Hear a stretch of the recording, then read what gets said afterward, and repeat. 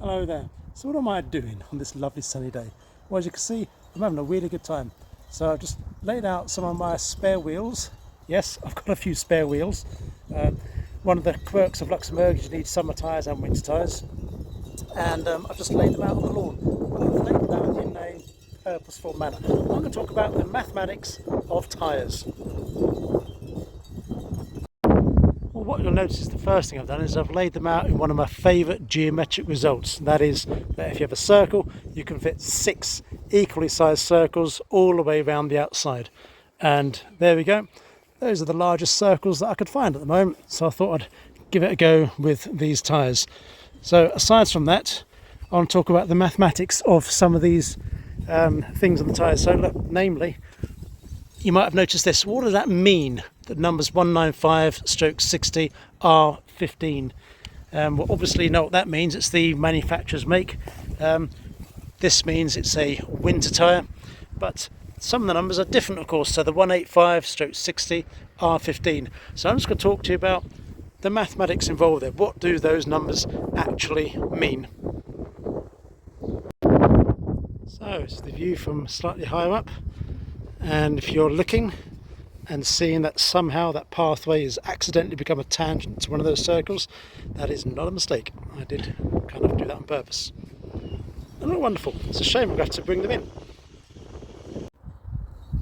So let's get closer to this wonderful geometric result, shall we? There we go. So I'm just going to check to see if there's any gaps actually.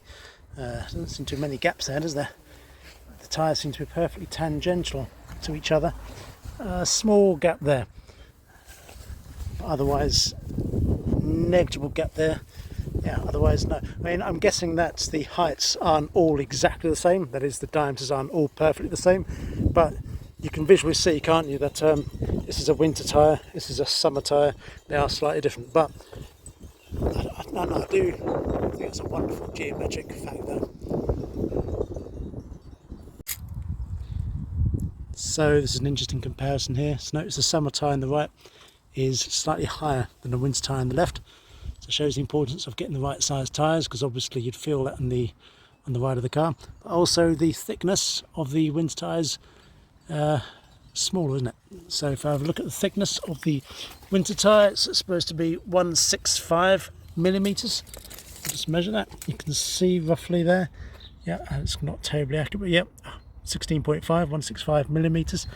And for the summer tyre, it's there, so 195. Not sure you can read that. Get the measuring tape out. So there we go. Yeah. So you can you can visually see the difference in the thickness of the two tyres, can't you?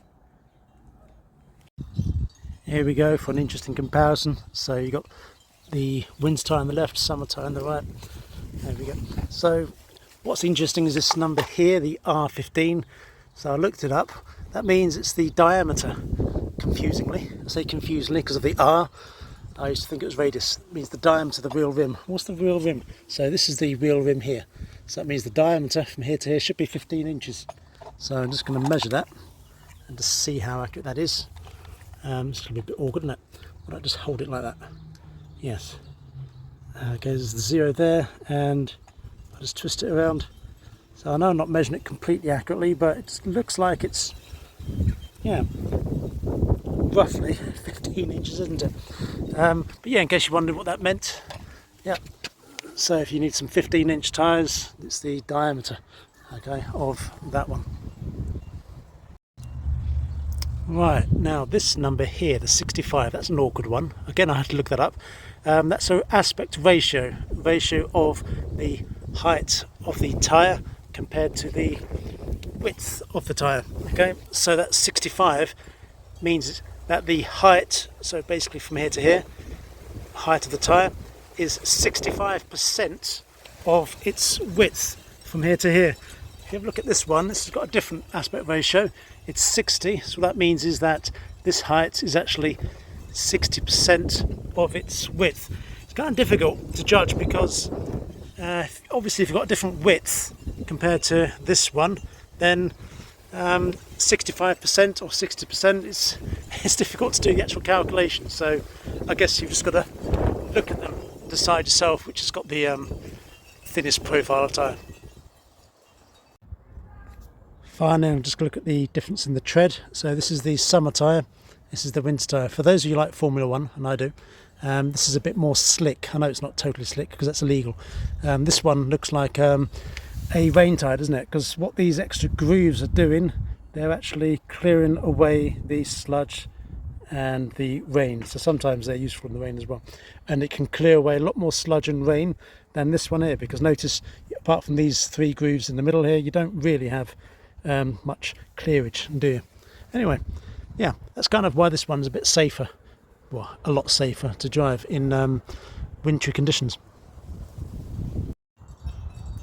Now you might be wondering, how did I get them to stand nicely side by side without them actually falling? Well, here's a bit of maths for you. I use the centres of mass. Okay, so notice here that this is hollow, and here is where the heavy bit is, isn't it? So basically it means the centre of mass will be more towards, you know, this side of the tyre. And equally for here, like, you got this hollow bit, but then this is where the mass is concentrated. All of this is alloy, isn't it? It's, metal fused together. So the centre of mass is going to be more inwards. So if you've got both centres of mass further inwards, they're just going to kind of fall into each other, so they stand up nicely. So I'm just going to show you how this centre of mass is going to work. So I put the nicer part of the wheels on the outside.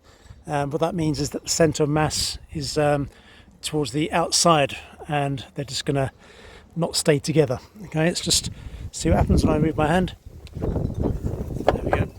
Oh, that's interesting. The one on the left fell, one on the right didn't. Why is that? Well, if I just pick this one up, yes, this is a nicer metal, isn't it? So I'm guessing this is a lot heavier. And this one here, it's not quite as nice a metal, and yep, it actually feels a bit lighter. So in terms of the centre of mass, that had a bigger impact on it. There you go. I hope you enjoyed it, and I hope you didn't find it too tiresome. Thanks for watching. See you again.